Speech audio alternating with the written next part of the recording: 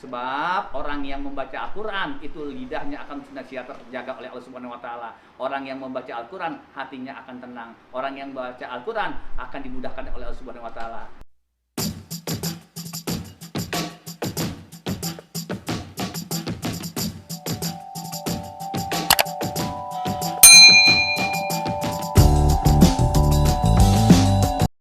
Aku bisa pasakan, pasakan, pasakan.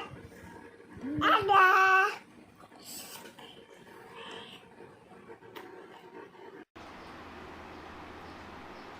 Assalamualaikum warahmatullahi wabarakatuh. Bismillah, alhamdulillah, wassalatu wassalamu ala rasulillah Muhammad bin Abdillah wa ala alihi washabihi wa mawala ma ba'du.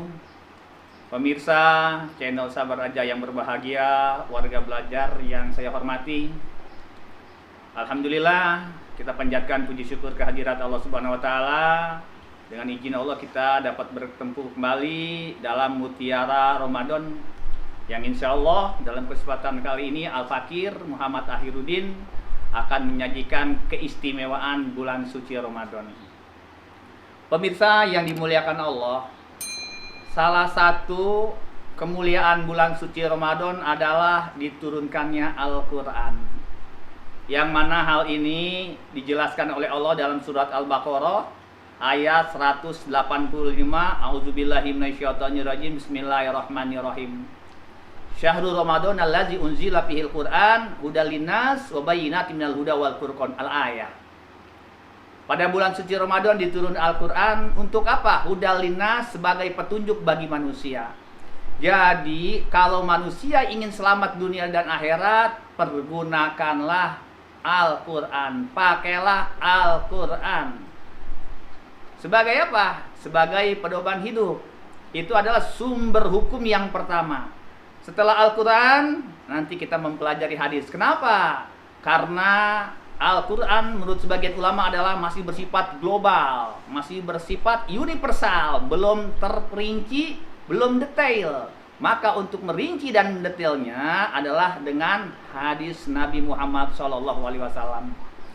Pemirsa yang berbahagia, lanjutan daripada ayat tadi, wa bayyinatin minal huda wal furqan, dan juga yang menjelaskan petunjuk dan pembeda mana yang hak, mana yang batil.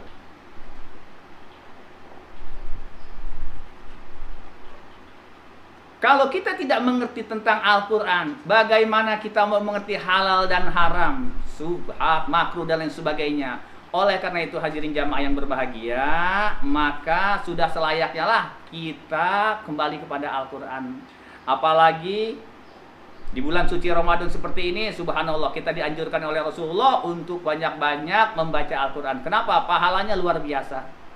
Hadirin jamaah pemirsa channel Sabar Aja yang berbahagia, Al-Quran diturunkan itu masanya adalah 22 tahun, 2 bulan, 22 hari. Ini sepakat para ulama, bahkan dibulatkan menjadi 23 tahun. 13 tahun Rasulullah di Mekah, 10 tahun Rasulullah di Madinah. Yang kita ketahui adalah bahwa surat yang pertama turun adalah Al-Alaq ayat 1 sampai ayat 5. Itu terjadi di Gua Hiro. Nanti insya Allah kalau yang sudah pernah ziarah ke Tanah Suci, ya mudah-mudahan para pemirsa yang mendengarkan itu bisa ziarah ke Tanah Suci. Oke lah kalau kita ziarah ke mana? Ke Tanah Kusir sudah, ke Tanah Lot sudah, ke Tanah Abang bolak-balik. Suatu saat mudah-mudahan kita ziarah ke Tanah Suci. Itu di Tanah Suci kita lihat nanti ada Gua Hiro, subhanallah. Di sana Rasulullah menerima surat Al-Alaq, surat yang pertama kali turun 1 sampai 5 yang berbunyi auzubillahi minasyaitonirrajim, bismillahirrahmanirrahim. Iqra bismi rabbikal ladzi khalaq. Khalaqal insana min 'alaq. Iqra wa rabbukal akram alladzi 'allama bil qalam 'allamal insana ma lam ya'lam. Yang artinya kurang lebih adalah Iqra, bacalah. Kenapa disuruh membaca? Manusia akan pandai, manusia akan pinter, manusia akan jenius kalau manusia rajin baca. Makanya pernah ada seorang analisis yang mengatakan bangsa Indonesia dengan bangsa Jepang itu lebih maju bangsa Jepang. Ternyata salah satu dari dunia pendidikan khususnya membaca, Jepang itu membaca sebagai kebutuhan. Di mana saja ada kesempatan dia membaca. Tapi kalau orang Indonesia, mohon maaf lagi-lagi nih, itu membaca itu hanya sebatas kebutuhan. Kalau mau ulangan, kalau mau ujian, kalau mau ada kebutuhan, baru dibaca. Ini para hadirin yang berbahagia. Padahal itu konsepnya adalah konsep Islam, ajaran Islam. Tapi yang menerapkan adalah orang-orang di luar Islam. Nah, oleh karena itu, Iqra bismi rabbikal ladzi khalaq. Bacalah dengan menyebut nama Tuhanmu yang telah menciptakan. Khalaqal insana min 'alaq. Yang telah menciptakan manusia dari segumpal darah. Iqra wa rabbukal akram. Bacalah, Tuhanmu itu adalah Maha Pemurah. Kenapa dikatakan Maha Pemurah? 'Allamal insana ma lam ya'lam. Allah mengajarkan manusia apa-apa yang tidak diketahui. Ini merupakan satu keberuntungan. Jadi manusia kalau sudah berhasil, kalau sudah hebat, jangan belagu, jangan wah. Allahnya disembah. Sebab yang kasih ilmu kita, yang kasih kepandaian kita adalah Allah Subhanahu wa Ta'ala. Begitu. Hadirin jamaah yang berbahagia, pemirsa channel Sabar Aja yang dimuliakan Allah. Sepakat para ulama itu bahwa surat yang terakhir turun adalah surat Al-Maidah ayat 3. Yang berbunyi auzubillahi minasyaitonir bismillahirrahmanirrahim. Al-yauma akmaltu lakum dinakum wa atmamtu alaikum ni'mati wa raditu lakumul Islam madina. Al-ayah. Al-yauma pada hari ini, yaitu ketika Rasulullah mengadakan haji wada, haji perpisahan, aku sempurnakan untukmu agamamu. Wa atmamtu alaikum ni'mati, dan aku sempurnakan nikmatnya. Makanya kata Hujjatul Islam, Syekh Imam Al-Ghazali mengatakan bahwa nikmat itu terbagi 3. Ada nikmatun sogiratun, nikmatun kabiratun, nikmatun kamilatun. Apa itu yang dimaksud nikmatun sogiratun? Yang dimaksud dengan nikmatun sogiratun adalah nikmat yang kecil, yang gak ada apa-apanya. Apa itu berupa apa? Harta, jabatan, kedudukan. Itu adalah nikmat yang kecil, gak ada apa-apanya. Orang boleh berjaya, orang boleh hebat, tapi hanya sebatas dia masih menjabat. Tapi kalau udah pensiun, sama kayak rakyat biasa. Jadi nggak ada apa-apanya begitu. Harta yang kita cari sampai bertahun-tahun, cuman 2-3 menit kena banjir, kena longsor, kebakaran, habis, nggak ada apa-apanya. Nah, yang kedua, hadirin jamaah yang berbahagia, nikmatun kabiratun, nikmat yang sangat besar. Apa itu nikmat yang sangat besar? Iman Islam, ya. Kita jujur aja para pemirsa, walaupun Islam kita Islam Konghucu, artinya dari engkong sampai cucu, engkong kita Islam, kita aja juga Islam, nggak jadi masalah. Kita nggak pernah dibaiat, kita nggak pernah diambil sumpah, tapi sudah otomatis ketika kita mengucapkan syahadat, kita adalah orang Islam. Kita pertahankan begitu. Nah, yang selanjutnya nikmatun kamilatun, nikmat yang sempurna. Siapa orang Islam semuanya masuk surga? Itu adalah nikmat yang sangat sempurna. Kenapa? Karena ketika seseorang memasuki surga, itu merupakan suatu luar biasa. Sebab hadirin jamaah yang berbahagia, pemirsa TV yang dimuliakan Allah, pemirsa Sabar Aja yang dimuliakan Allah, real estate di akhirat hanya ada 2. Kalau di Tangerang banyak banget, ada BST, ada Modern, ada Cikupa dan lain sebagainya. Tapi di akhirat hanya ada 2, al-jannatu wan naru. Al-jannatu lil uiddat lil muttaqin, surga diberikan kepada orang-orang yang bertakwa. Wan naru, sedangkan neraka uiddat lil kafirin, disediakan untuk orang-orang yang kafir. Oleh karena itu ketika seorang muslim masuk surga, merupakan nikmat yang sangat sempurna. Hadirin jamaah yang berbahagia, tapi anehnya ada manusia yang tidak mau masuk surga. Tahu dari mana Ustaz Tahi? Kenyataan di lapangan. Kata Rasulullah, kullu muslimina yadkhulul jannah illa man aba. Semua umat Islam akan masuk surga. Tuh, kecuali yang kagak mau. Pertanyaannya kapan masuk surganya? Logikanya gampang. Sampelnya gampang. Kalau ibu siswa sekalian mempunyai pakaian kotor, kira-kira langsung masuk ke lemari atau direndam dulu? Sudah barang tentu jawabannya direndam dulu, pakai rinso, dicuci, dikupiak, digeprak, dijemur, diteriska, kasih apa rapika apa itu? Apa rapika duri itu? Pelicin, pewangi dan sebagainya, baru dimasukkan ke dalam surga. Begitu juga manusia. Manusia masuk ke dalam surga, nanti diproses dulu dosanya seberapa banyak di neraka, begitulah ya. Hadirin yang berbahagia, ini sahabat-sahabat Rasulullah dulu juga pernah ada yang menanyakan, ya Rasulullah, kenapa sih Al-Quran tidak turun langsung sekaligus saja? 6.666 ayat, 114 surat, 30 juz, kenapa nggak langsung aja? Ini jawabannya adalah kalau Al-Quran langsung turun sekaligus blok begitu. Yang pertama, para sahabat sulit untuk menghafalnya. Yang kedua, turunnya Al-Quran itu berproses sesuai dengan kejadian dan situasi dan kondisi. Kayak ketika Rasulullah diajak nego. Kalau bahasa kita nih, bahasa lengkong gudangnya, udahlah Muhammad, daripada capek-capek begini, sekarang mah begini aja dah. Umat Islam hari Ahad ikut ke gereja. Berikutnya ke pihara, ke tepekom dan sebagainya. Besok orang-orang kafir hari Jumat ikut ke mana? Ikut ke masjid. Waduh, kata Rasulullah, satu sisi sih toleransinya baik bagus, tapi satu sisi lagi nggak bisa dicampur adukan. Maka Rasulullah SAW menunggu wahyu dari Allah Subhanahu Wa Taala, turunlah surat Al-Kafirun. Qul ya ayyuhal kafirun la a'budu ma ta'budun wala antum abiduna ma a'bud wala ana abidu ma abatum wala antum abiduna ma a'bud lakum dinukum waliyadin.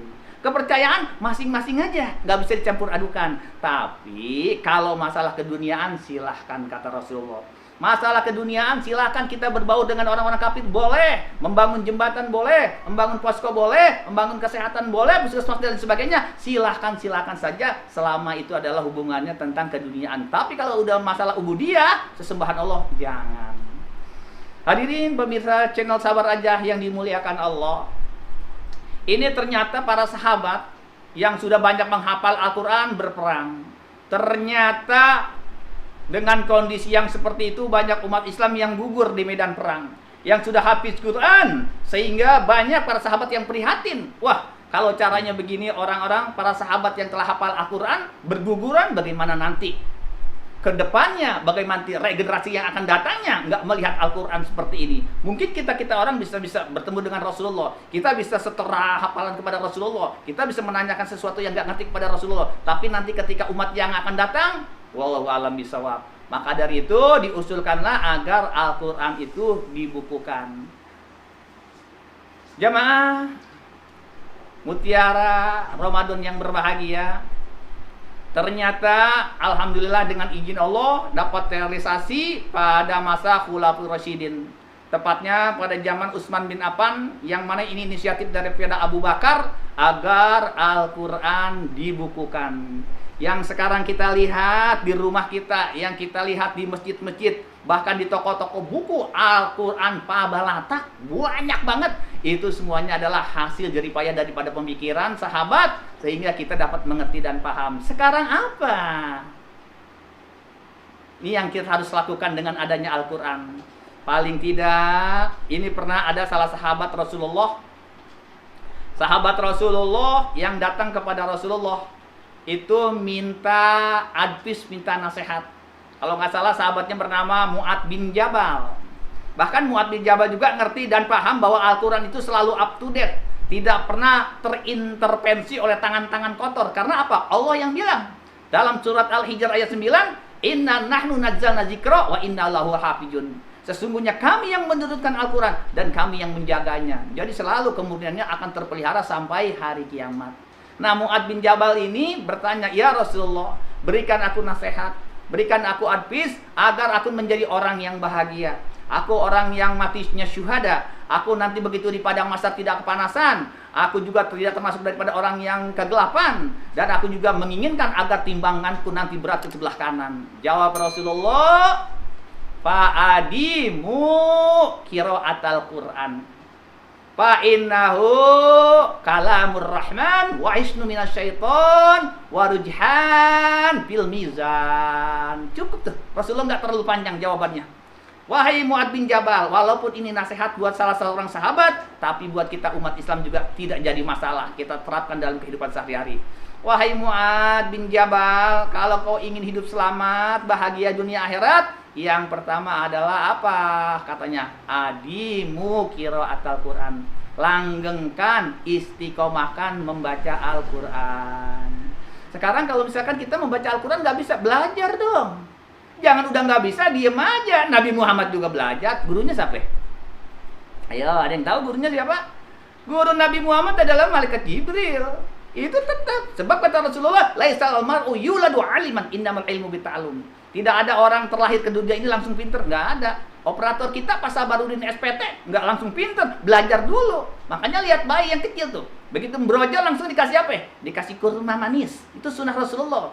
Begitu pas berikutnya lagi dikasih ASI, berikutnya lagi dikasih Nestle, berikutnya lagi dikasih Mari Regal, berikutnya lagi. Waduh, udah nasi uduk, nasi ulam juga nggak apa-apa, semur jengkol suapin deh tuh, ketelak gitu ya. Nah, jadi ada tahapannya, ada prosesnya, nggak bisa langsung pinter. Maka dari itu harus belajar. Nah, kembali kita kadang-kadang ironis menyedihkan. Ketika kita tidak mempunyai HP, klasak kusuk pengen punya. Ketika kita punya HP yang nggak bisa mempergunakannya, kita belajar sama orang. Pulsanya habis, kita beli ratusan ribu, kita rela. Tapi ketika kita tidak bisa baca Quran, tenang-tenang saja bah.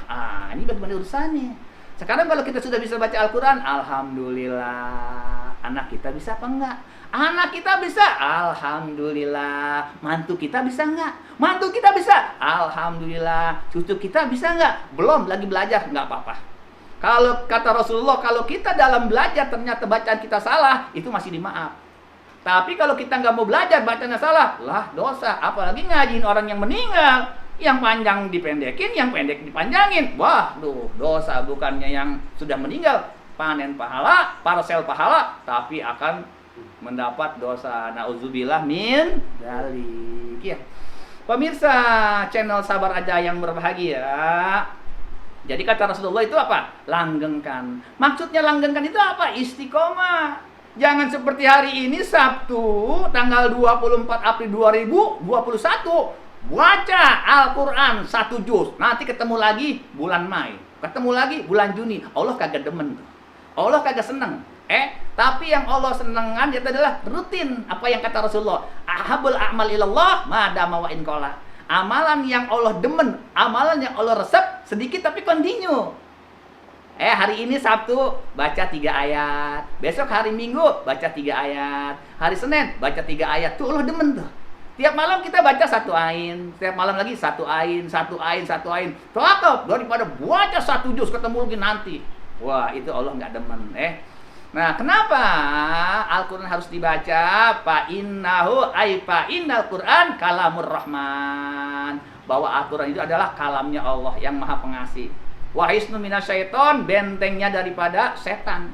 Orang yang sering membaca Al-Quran, subhanallah, tuh setan takut tuh. Karena kita punya benteng, nggak bisa tembus dia. Begitu. Makanya para salafus soleh, para solihin itu baca Al-Quran kalau di bulan Ramadan targetnya luar biasa. Ada yang sebulannya itu 6 kali.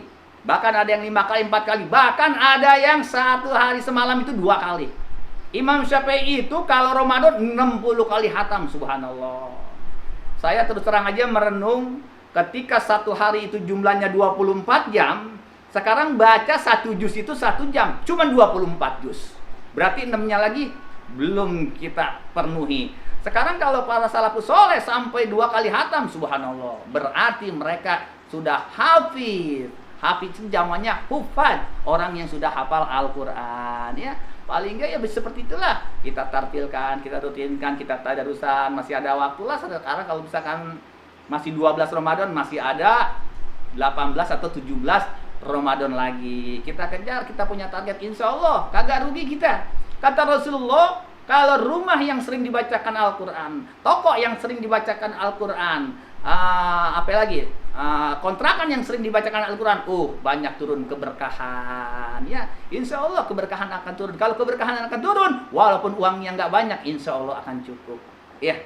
Nah, hadirin jamaah yang berbahagia, jadi seperti itu. Wa rujharu fil mizan. Besok kalau kita sering baca Al-Quran, begitu ditimbang akan apa? Akan timbangannya menjadi berat. Subhanallah. Kalau timbangan kita berat ke kanan, udah pasti yamin wa shimal. Kalau beratnya ke yamin, ke sebelah kanan, insya Allah golongannya adalah golongan ahli surga. Kalau ke kiri, itu biasanya masuknya ke dalam api neraka. Nauzubillah min dzalik. Hadirin pemirsa channel Sabar Aja rahimakumullah. Dalam hadis yang lain Rasulullah pernah bersabda, "Man qara'al Qur'an fastazharahu." Siapa orang yang membaca Al-Quran, hati-hati, teliti, tartil, pelan-pelan, nggak terburu-buru, nggak ngerjain target. Wa halahalahu, dan dia menghalalkan yang halal. Apa kata Al-Quran halal, dia nyatakan halal. Wa harama haramahu, dan mengharamkan apa yang dikatakan Quran haram, haram. Jangan dicampur adukan. Kata Al-Qur'annya halal, dia bilang haram. Yang kata Al-Qur'annya haram, dia bilang halal. Udah ketahuan anjing babi itu haram, dia bilang halal. Kambing, kerbau, sapi, onta dan sebagainya halal, dia bilang haram. Ini manusia terbalik ini. Manusia keliru ini ya. Oleh karena itu jangan seperti itu, katanya begitu. Kalau halal kita katakan halal, kalau haram kita katakan haram, begitu ya. Nah, kalau sudah seperti itu, apa konsekuensinya, keuntungannya, manfaatnya, kata Rasulullah? Adkhalahu al jannah, maka orang itu akan dimasukkan ke dalam surganya Allah. Tuh hadirin subhanallah, makanya saya terus terang, ini pernah satu kisah saya alamin sendiri, nggak direkayasa, nggak dibuat-buat. Ketika saya bertemu dengan seseorang yang sudah pensiun, saya tanya, Pak Haji, ini sih saya sih terus terang merasa takjub saya. Setiap saya sholat ke sini Pak Haji selalu baca Quran, selalu baca Quran, begitu. Enggak di bulan suci Ramadannya, di luar bulan suci Ramadan selalu baca Al-Quran. Emang gak ada kerjaan lain? Tuh jawab seorang bapak yang sudah pensiun, Dek, mumpung usia saya, mumpung saya masih hidup, sebab saya kalau sudah meninggal, sudah di alam kubur, bagaimana saya mau baca Al-Quran? Biarinlah yang masak mah ada ibunya, biarinlah yang masak mah ada mantu saya, ada anak saya fokuskan untuk baca Al-Quran. Subhanallah ya. Jadi kalau kita melihat seseorang itu dari kebaikannya, jangan melihat seseorang itu dari keburukannya, salah melulu. Apalagi kalau kita nunjuk orang. Sebenarnya ketika kita nunjuk orang, satunya ke sono, empatnya ke kita, begitu. Makanya kata Syekh Hujatul Islam Imam Al-Ghazali, kalau melihat orang, lihatlah dari sisi kebaikannya. Ya Allah, itu orang udah tua, rajin amat ibadahnya. Ya Allah, itu orang udah tua, bager amat infak sedekahnya. Tuh, kok kalau saya kira-kira kalau sudah tua bagaimana ya? Kalau saya nanti begitu pas sudah pensiun bagaimana ya? Muhasabah, introspeksi diri. Nah, jamaah yang berbahagia, kita kembali. Jadi katanya seperti itu. Bahkan bukan sampai situ, kata Rasulullah.